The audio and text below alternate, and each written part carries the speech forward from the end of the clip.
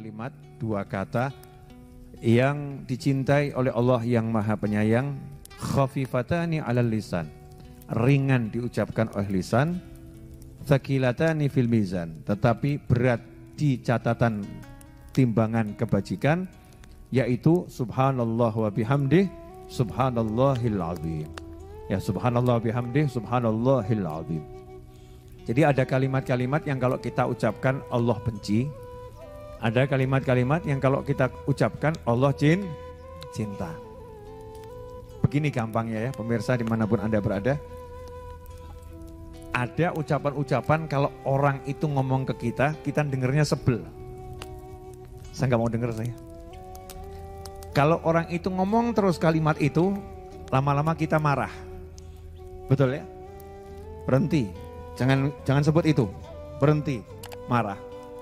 Kalau orang itu ngeyel, nekat, ngomong nerocos terus gitu, kita usir. Dah, pergi kamu. Kalau diusir nggak mau pergi, siapa yang pergi? Kitanya. Betul? Kitanya yang pergi. Sebaliknya ada kalimat-kalimat yang kalau orang itu ngomong di depan kita, kita seneng. Kalau dia berhenti, kita minta tolong diulangi.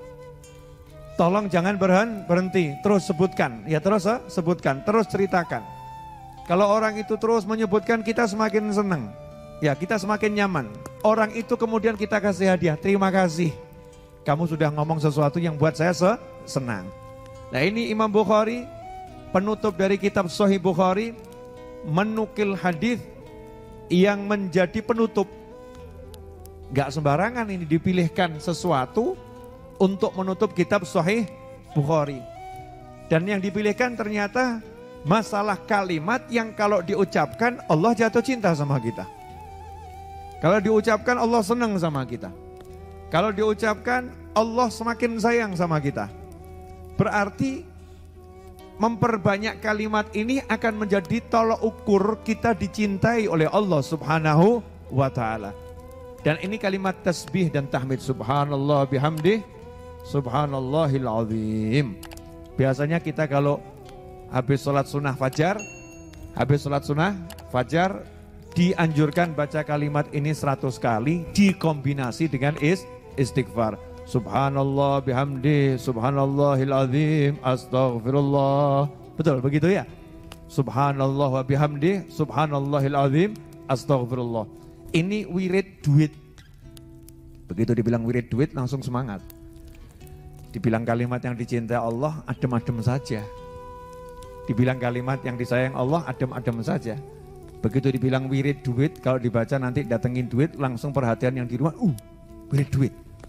Dengar kata duit langsung semangat. Wajar, namanya juga manusia. Ya namanya manusia, wajar. Namanya juga butuh sama uang. Kalau ada sesuatu yang bisa menyebabkan uangnya itu jadi berkah dan mudah ya, tidak ada masalah, ya alhamdulillah. Dan ternyata salah satu khasiat, salah satu dari unlimited khasiat kalimat subhanallah bihamdih, subhanallahil azim adalah mendatangkan rezeki. Karena kalimat ini yang berkat kalimat tersebut dibaca oleh para malaikat, Allah memberi rezeki seluruh makhluk. Saking senangnya Allah dengar kalimat itu, maka semua makhluk dikasih rezeki oleh Allah Subhanahu wa ta'ala. Makanya yang lagi pusing nih, yang lagi puyeng, lagi nggak punya duit, lagi banyak masalah, ya ekonominya terjepit, kepepet dan ambruk, nyungsep. Lengkap loh. Ada lagi enggak sebutannya? Nah, siapa yang punya sebutan lagi nih? Ekonominya error ya, ekonominya error. Ya perbanyak zikir ini, subhanallah bihamdi, subhanallahil azim. Kombinasikan dengan istighfar, astagfirullah, subhanallah bihamdi, subhanallahil azim, astagfirullah. Khususnya habis sholat sunnah fajar sebelum sholat subuh 100 kali. Dijamin 100% pasti berhasil, gak mungkin gak berhasil. Kenapa? Lawang ini bukan teori, ini janji. Janji dari Nabi Muhammad SAW. Nah masalahnya kita ini kalau nggak punya duit, ngomong nggak punya duit, begitu dikasih zikir, nawar. Ustadz, Yai Habib, bisa didiskon nggak zikirnya? Maksudnya, ya kalau 50-nya sebelum sholat subuh, nanti 50 setelah sholat subuh gimana? Kalau 10 gimana? Nawar, ya nak? Nawar. Dikasih suruh banyak sholawat, nawar. Wah kalau segitu kebanyakan Ustaz. Bisa enggak sholawatnya diperingannya, diperkecil, nawar. Kurang semangat. Beda dengan orang-orang dahulu, semangat mengamalkannya dengan semangat. Sehingga problem apapun tuh nyantai. Kenapa? Seluruh solusinya sudah ada. Anda punya problem model apapun, Islam sudah punya solusinya. Solusinya sudah ada. Nabi Muhammad SAW udah memberikan solusinya. Kalau enggak percaya, baca kitab Al-Adhkar karya Imam Nawawi rahimahullah. Kitab Al-Adhkar itu zikir model apapun ada. Sampai yang namanya doa telinganya kok nging ada tuh di kitab Al-Adhkar. Katanya kalau orang telinganya berdengung nging dengar sesuatu begitu ya, itu lagi ada yang daunnya dari Lauhul Mahfuz itu lagi jatuh dan lagi ada yang nyebut-nyebut dia. Ada yang nyebut-nyebut dia. Semua ada zikirnya. Nah, zikirnya ada tersendiri. Untuk begini ada, untuk begini ada. Doa kalau ada angin ribut ada. Masalahnya anginnya ribut ada, doanya enggak kita baca. Ya, angin ributnya ada, doanya enggak kita baca. Kalau ada turun hujan, pengen ngusir hujan, bagaimana caranya? Ada doanya. Doanya juga ada, tapi kita bingung. Ya, kita bingung, enggak mau mempraktekkan doanya, enggak mau belajar. Apa doa yang menjadi solusi yang udah diajarkan oleh Nabi Muhammad sallallahu alaihi wasallam?